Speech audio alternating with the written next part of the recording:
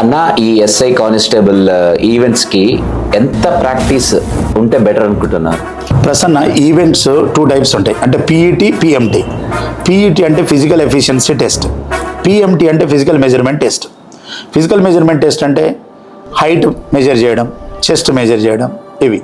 తర్వాత పీఈటీ అంటే physical efficiency test అంటే shot put, long jump, 1600 metres, 100 metres, ఇవి.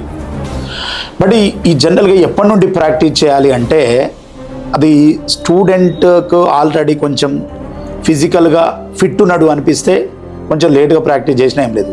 కానీ హెవీ పర్సనాలిటీ ఉండి, సో ఇంతకుముందు ఎప్పుడు కూడా రన్నింగ్ పార్టిసిపేట్ చేయకపోవడం, ఇలాంటివి ఉన్న వాళ్ళు ముందస్తుగా ప్రిపేర్ కావడం బెటర్.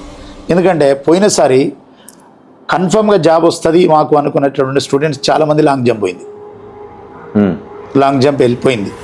సో కాబట్టి ఈ ఎస్ఐ కానిస్టేబుల్లో ప్రతి స్టేజ్ ఇంపార్టెంటే. ప్రిలిమ్స్ పోయినా ఇంటికే, ఈవెంట్స్ పోయినా ఇంటికే, మెయిన్స్ పోయినా ఇంటికే, మెడికల్ పోయినా ఇంటికి. కాబట్టి ప్రతి స్టేజ్ని మనము ప్రయారిటీగా తీసుకోవాలి.